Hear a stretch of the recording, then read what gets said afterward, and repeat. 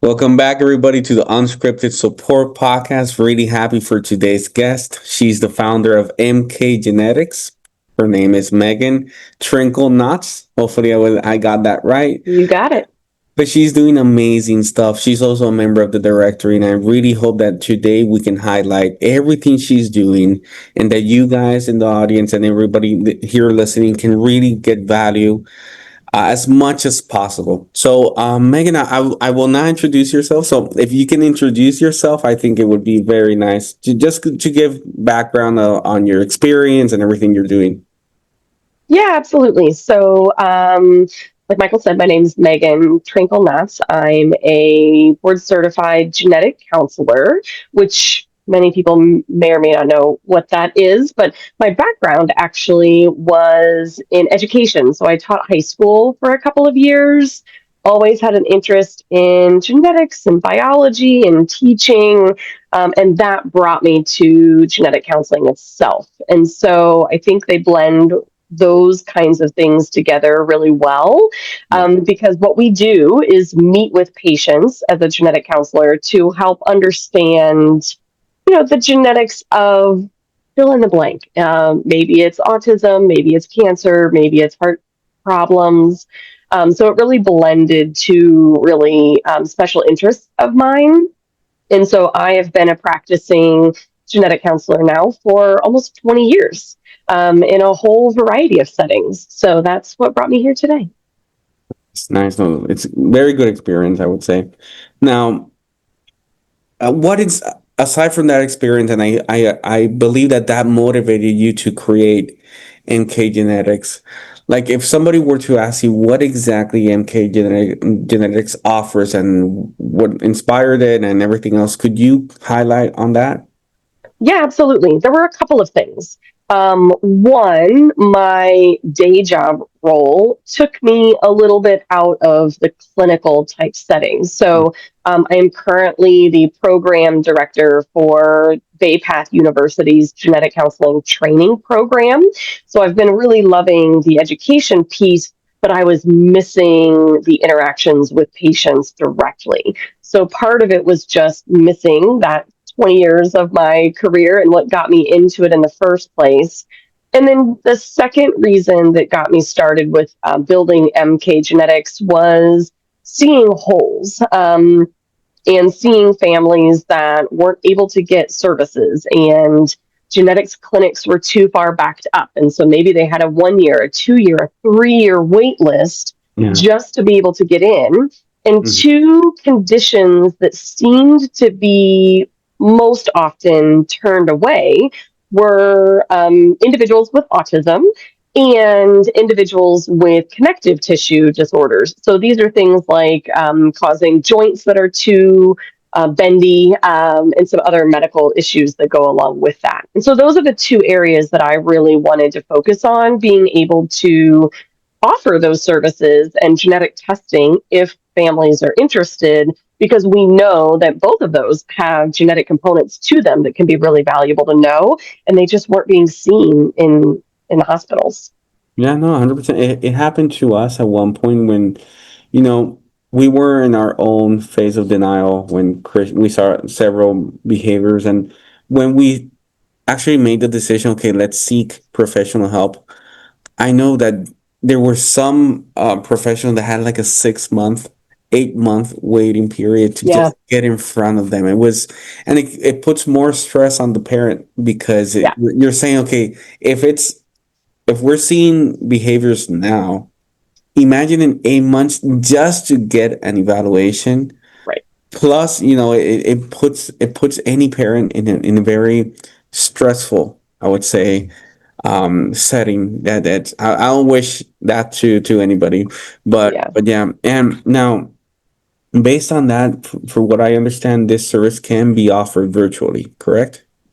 Right. So, any genetic testing that we do, if someone is interested, which is merely an option of the conversation, is typically saliva. So we mail a kit to your house. Yeah. So the conversation itself can be done anywhere. And so that's a really great aspect of being able to offer this service is we can meet with families in the comfort of their home or whatever works for them and still be able to coordinate what they're needing. Yeah. I think that's important because there's a lot, I would imagine, because it happened to us. We were, at Yeah. one point, we would say, hey, okay, these 8 months, what can we do now? Is there something, that there's a similar test for their ancestry, you can do. Yes. So we thought, hey, is there something like that we can maybe not 100% diagnose Christian, but at least get some type of closure as of what exactly he may or may not have. And at that point, there was nothing. It just waited Yeah. or tried to look for another doctor in another, even further that can have a lesser waiting period. But Mhm. this is very important for those parents that might not have access to immediate, professionals Yeah. for the family. So you mentioned about for what I understand, the common conditions would be autism and tissue, right? Issues around the tissue. Now, what other things? I believe this test can diagnose other type of conditions. Yeah, I see all kinds of things. So, sometimes I see families that have a family history of cancer, or Mm. they've had multiple miscarriages, or, all kinds of different possibilities. It's just those two areas are what really Yeah. made me want to get something available and get the practice started. And we get lots of people that kind of are seeking out things on their own, like you just described. And it's really unfortunate because some of those companies that are targeting families Yeah. kind of claim that they can give answers, and the data is just not really that great from those direct to consumer, is usually what we would call it. So sometimes what happens is someone, does their testing through Ancestry or 23andMe or one of the others. They're great for that kind of thing, right? They do that well. It's interesting. Yeah, find a little bit out about where your family might be from, but then they try and take that information and find out if there's a medical issue going on, and they're really not great for that. And we get a lot of confusion about some of the labs that offer that kind of testing because it really isn't very good. No, 100%. And now, can you share more or less misconceptions of families when doing this type of test? I know that even, I've seen it from the financial point of view that there's always a misconception that sometimes it prevents from the family moving forward, just because it's so deep in them. So what are the common misconceptions families might have when doing this type of test? Yeah, absolutely. I'd say there's a few of them. One that's really jumps out oftentimes is that there's no reason. We already know my child has autism. We're dealing with it. Why? There's no benefit. And there's a little truth to the fact that this genetic testing, if someone has it done, is not going to take away Yeah. that diagnosis of autism. It's not going to change that. What it does do, though, is in some situations, it can find other things. We know that those children can sometimes be at risk for other health problems, whether it Mm. be heart issues or an increased risk for seizures or something like that. And so it really helps identify which individuals have a risk for some of these other medical issues that we need to know about so that we can be proactive, and maybe which ones don't. So I think that there's some confusion about what it does. It doesn't take away the autism that someone has Right. been diagnosed with, but it can help find the potential for other medical concerns. Yeah. The other misconception I think we get a lot would be that, this is going to be thousands of dollars. And that's usually not the situation either. Mhm. Our, medical organizations like the American College of Medical Genetics and things like that, they recommend that individuals with autism be offered genetic testing. And Yeah. therefore, we get pretty good coverage from insurance companies as well, who often are able to actually cover the cost of that testing. Yeah. Now, I can't say always because every insurance company is, very different and a little bit on the complicated side. And so that's honestly one of the benefits of using someone like us who has expertise in being able to navigate that.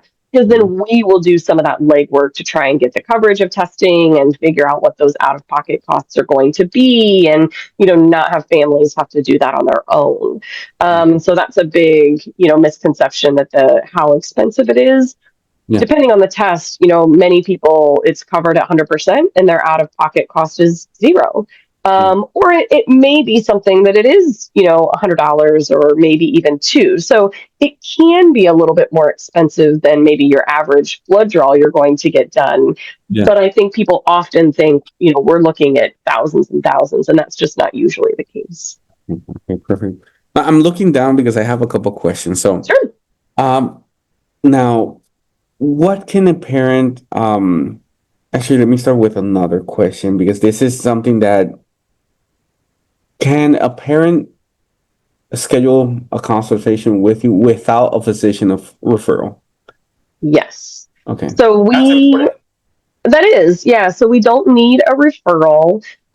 We also are not going to be the center that offers a diagnosis itself. So that would have to be done, outside of what we can do. But what we can do is then help understand those, genetic implications if they're there, review that family medical history, help decide just from there, are you someone who we think there may be something running in the family?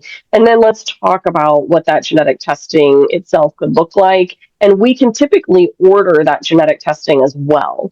Sometimes the insurance company will ask that maybe your primary care provider, like your pediatrician, be part of that, and we'll help navigate all that, get their name on it if they need it. But yeah, we don't need that referral, and we could order the testing directly.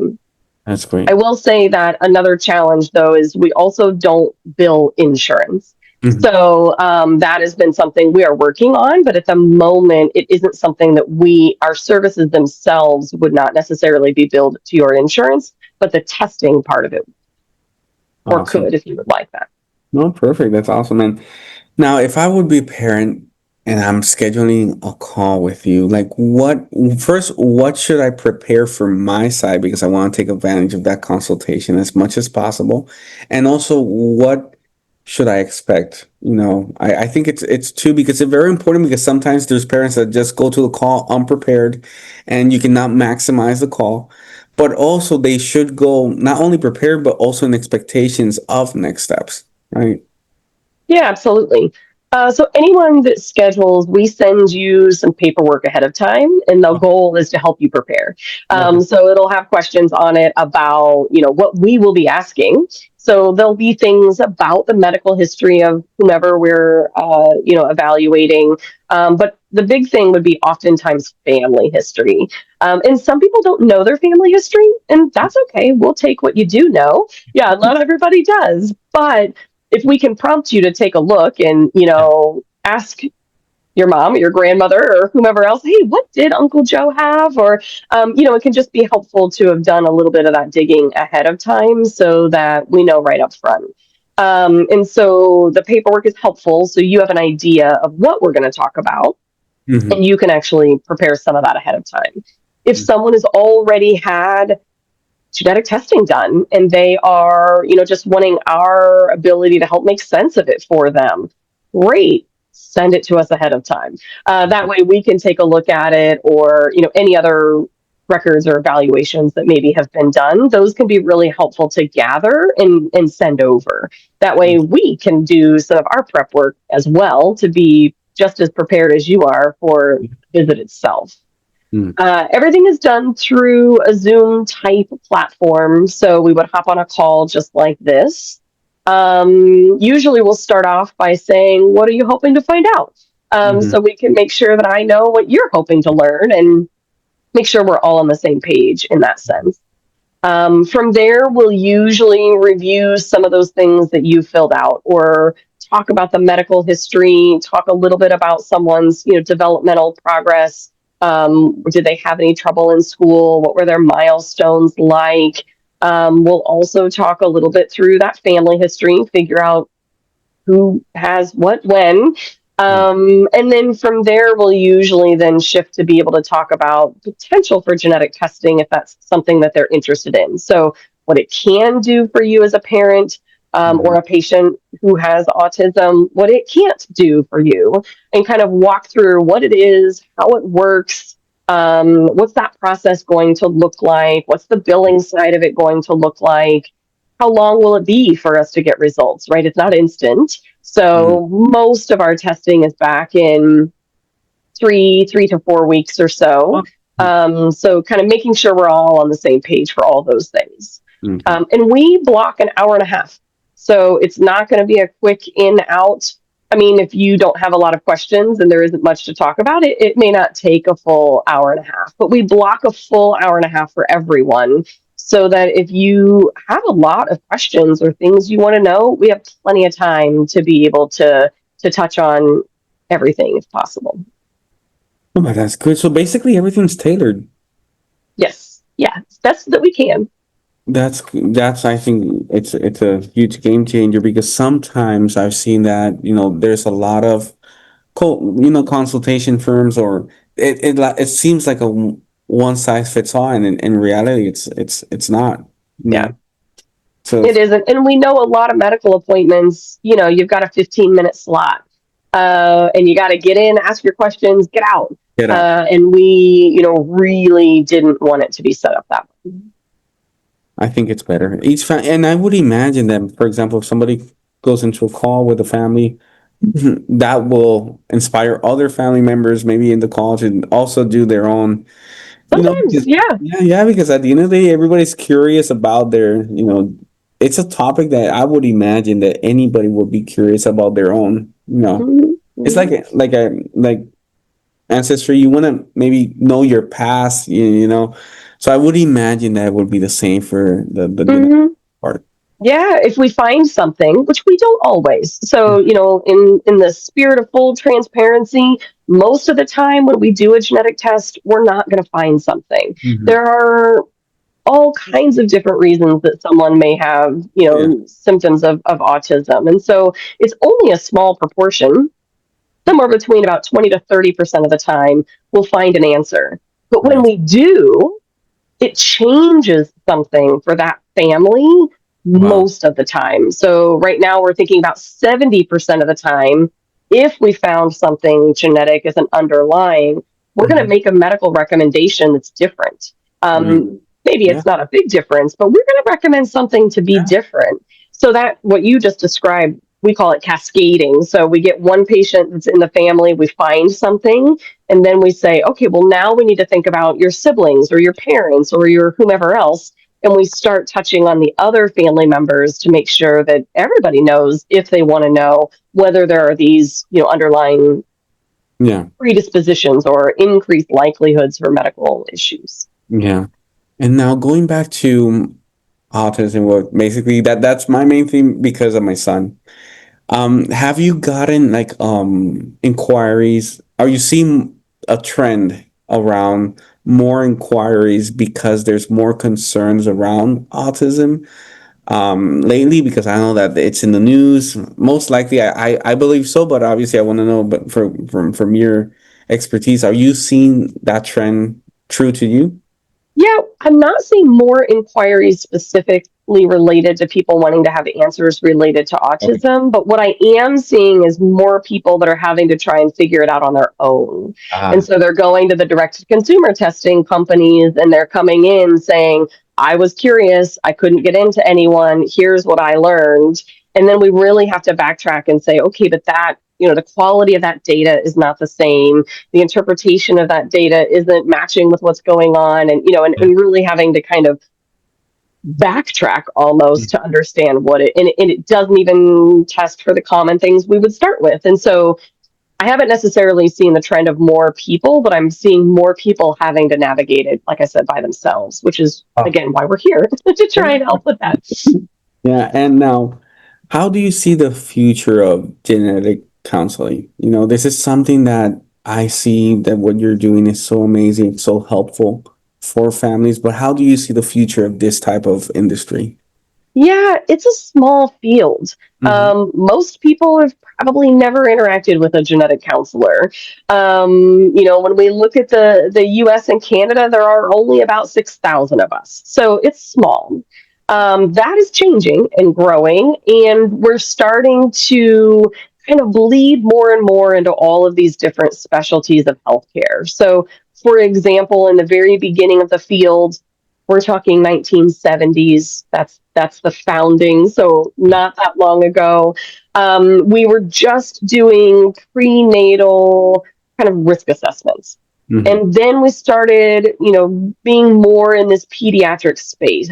And then in the 2000s, we realized, gosh, this could be really valuable for families that have cancers. And then we expanded into cardiology, and now we're getting into neurology. And so it's just growing in terms of what we know and where we're kind of popping up. So I think future wise, that's just going to continue to grow more and more and more until hopefully it's just a standard part of primary care. Let's have Yeah. someone sit down and review your family medical history and find out what kinds of things that you might need to be prepared for. Mhm. So that's where I most certainly see it. It just keeps going broader and broader. Yeah. And now, prior scheduling a consultation or even actually doing the testing, what kind of resources you believe that families can go to? Just read about it. For example, if they're kind of hesitant. I know that your website is awesome, but what would you do if you're a parent that's kind of skeptical, but at the same time interested, curious? Like what type of advice would you give that parent? Yeah, it sounds like more about meeting with someone in genetics, right? Mm. And genetic Yeah. testing, genetic counseling. Absolutely. So, our National Society of Genetic Counselors has a patient facing page to just be able to walk people through what is genetic counseling and how does it work and what to expect and what are those questions going to be like and what can it do for you. And so that's a great resource in terms of just understanding a little bit more about what this whole process would look like. In terms of autism itself, I think a lot of those support resources that are out there, some of the larger organizations would probably touch on it, right? They may have a little blurb about genetics on their pages, but I Yeah. think going more towards the actual, genetic organizations would give you more specifics about obviously that Yeah. Yeah. particular aspect. A lot of the support ends up coming afterwards. So if we find a genetic condition that is the explanation, then we're going to plug you in with those support groups and those organizations that really know that condition well so that you Hmm. can get in touch with other families and providers that are experienced and that kind of comes with figuring out, is there something underlying in the first place.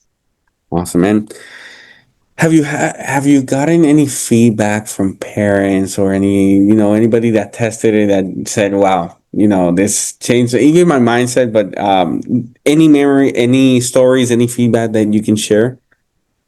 Yeah, I mean, it's hard to even just think of only one or two in Right. specific areas. But most certainly, I think some of the biggest value is I have an answer when we find something. And even when we don't find something, the Yeah. number of families that just feel like they at least left no stone unturned, right? They looked to try and get answers. Yeah. Okay, great. We're not seeing something underlying that's running in the family. And maybe that gives them the reassurance moving forward that we just have to deal with this one bubble of concerns to pay attention to. And those that find something, I think they just are so appreciative to not be told that no, everything's fine. There's no issue with No your issue. son or your daughter, and don't worry about it, and they're just going to grow out of it, and or they're never going to be able to do XYZ.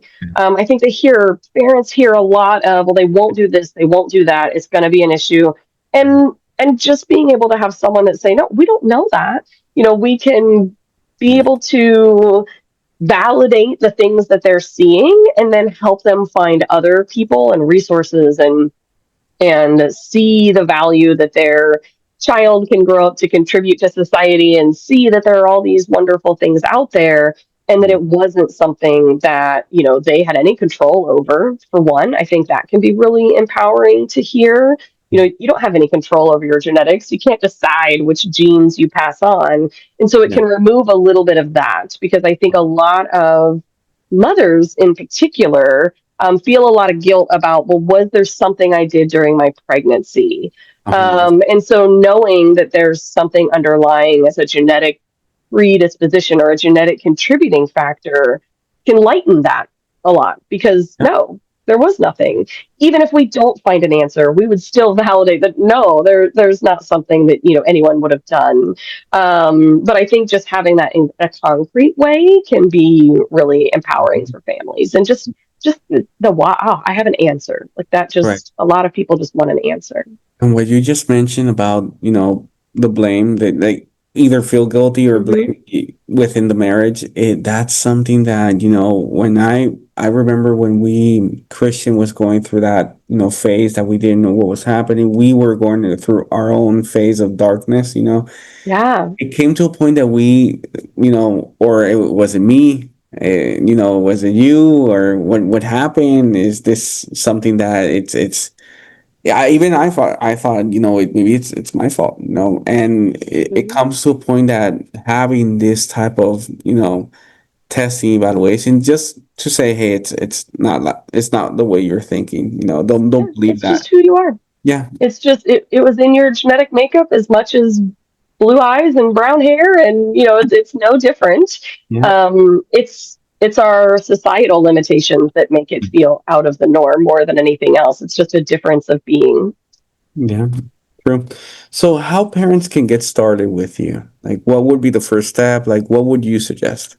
Yeah, first step would be just going to our website, which is just our name, MKGenetix with an X, .com. And there's information there about what to expect. I've got several, blog posts talking about various things. But in terms of being able to get something scheduled, there's a schedule now button basically at the top of every page.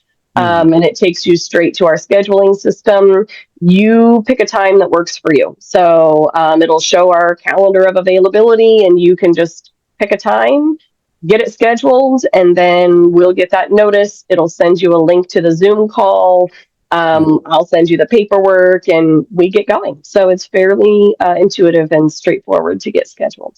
that's awesome. That's awesome. Megan, thank you so much. You're doing, I would say, such an amazing job in this underserved community. Yes. I appreciate that. So thank you so much. Any final words before we leave? No, I think this is great, and I think it's a community that is really great at rallying together. And so having somewhere to go with the directory that you offer and the services and connecting professionals that are just Yeah, helping these individuals that I feel like have often slipped through the cracks from a medical perspective. And so I think it's just really great that you're kind of trying to fill some of those holes. And we feel the same way. We're trying to fill some of those holes for families to try and get answers. that's community. Yeah, yeah. So Megan, thank you so much for your time. And yeah, looking Absolutely. forward to staying connected. Great. Thank you. It was a pleasure speaking with you. Awesome, awesome. Thank you, everybody. Have a good day.